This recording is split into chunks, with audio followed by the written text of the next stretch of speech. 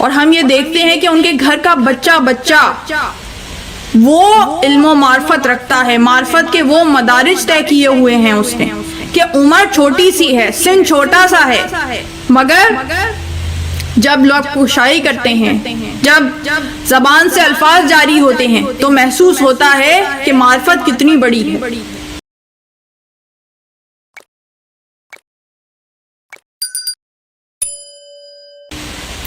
معرفت وہ ہے کہ جو ہمارے بزرگوں کو بھی اپنی آخری عمر میں حاصل نہیں ہو پاتی،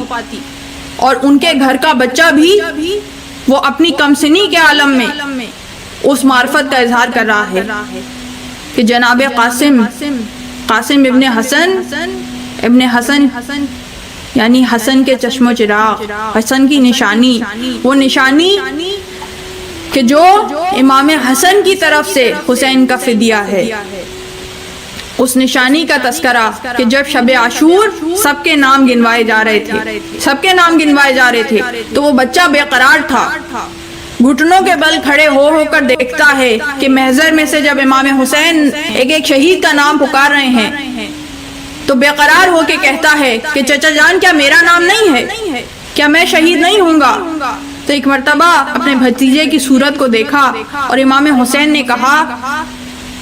قاسم تم اپنی بات کرتے ہو، شہداء میں تو علی اصغر کا نام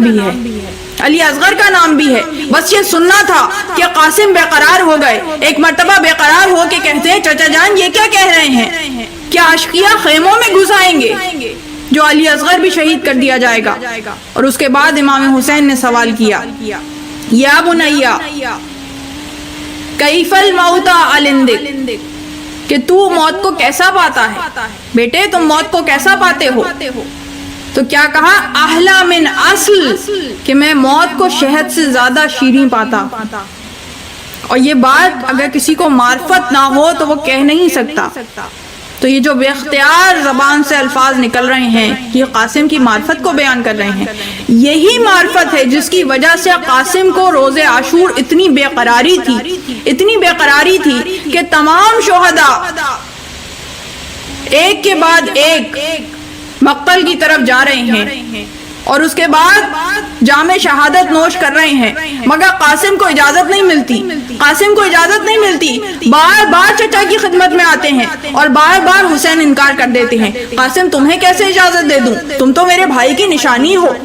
قاسم تمہیں کیسے اجازت دے دوں، تم تو میرے بھائی کی نشانی ہو۔ اب جب اجازت نہیں ملتی، بار بار جاتے ہیں، تو ایک مرتبہ قاسم مایوس ہو کر خیمے کے باہر آ گئے، عمود خیمہ سے ٹیک لگا کر بیٹھ گئے۔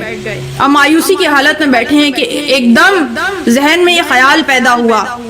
کہ ایک تعویذ جاتے ہوئے بابا نے میرے بازو پہ باندھا تھا، جب وقت رخصت بابا اس دنیا سے رخصت ہو رہے تھے اور وصیتیں کر رہے تھے، اس وقت یہ تعویذ میرے بازو پہ باندھا تھا اور کہا تھا کہ قاسم جب بھی کوئی مشکل وقت آئے اس مشکل کی گھڑی میں اس تعویذ کو کھول کر دیکھنا تو تمہاری مشکل حل ہو جائے گی۔ قاسم نے سوچا اس سے زیادہ مشکل کا کیا لمحہ ہوگا، اس سے بڑی میری زندگی میں کیا مشکل ہوگی، فوراً اس تعویذ کو کھول کے دیکھا، اور اس تعویذ کو جیسے ہی کھول کے دیکھا قاسم کے چہرے پہ رونق آ گئی، بھاگے اس تحریر کو لے کر امام حسین کے پاس آئے، امام حسین کے ہاتھ میں وہ تحریر دی، ایک مرتبہ امام حسین نے وہ تحریر پکڑی، پڑھی، ایک مرتبہ آنکھوں سے لگائی، سر پہ رکھی، کہا قاسم تم تو میرے امام کا حکم نامہ لے آئے، جاؤ قاسم تمہیں اجازت دی۔ اب قاسم کو خود تیار کیا ہے میدان میں جانے کے لیے امام حسین نے، امام حسن کا کرتا پہنایا، امام حسن کا امامہ پہنایا، تلوار حمائل کی، اتنے چھوٹے ہیں قاسم کہ ان کے بدن کے مطابق کوئی زرہ موجود نہیں ہے، صرف ایک کرتا ہے وہی پہنا دیا گیا، اور کرتا پہنانے کے بعد گریبان چاک کر دیا، گویا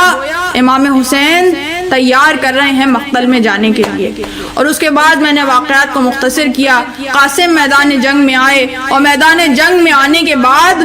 کم سنی ہے مگر کربلا کا واقعہ اس بات کی گواہی دیتا ہے کہ جتنا بھی کم سن مجاہد کیوں نہ ہو، حسین کی طرف سے جو مجاہد بھی آیا اس نے یہ ثابت کیا کہ وہ حیدر کرار کے گھرانے سے تعلق رکھتا ہے۔ ارے یہ بھی تو حیدر کرار کا پوتا ہے۔ آنے کے بعد اس طرح سے جنگ کی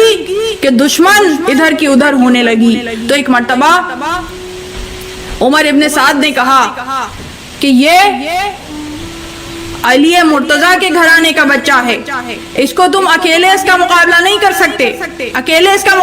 کر سکتے، چاروں طرف سے حملہ کرو۔ تو ایک مرتبہ جب چاروں طرف سے حملہ ہوا، اب قاسم اس قدر زخمی ہوئے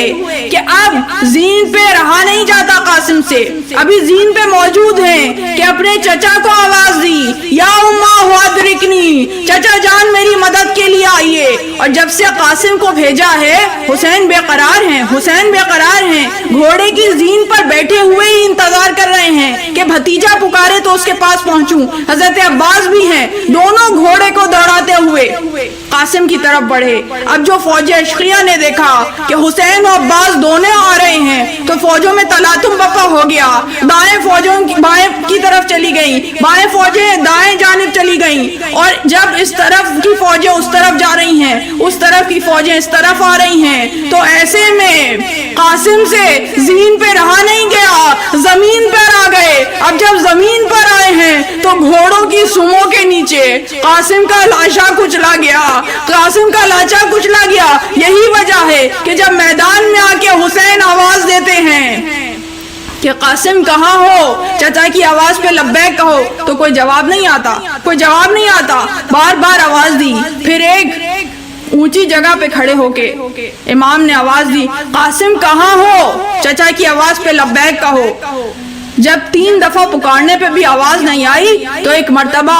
امام حسین نے کہا، قاسم جہاں کہیں بھی ہو میری آواز پہ لبیک کہو، امام وقت تمہیں بلا رہا ہے۔ جیسے ہی امام حسین نے یہ الفاظ کہے، قاسم کی لاشے کے ٹکڑے گرم ریتی پر اچھلنا شروع ہو گئے، لبیک یا حسین۔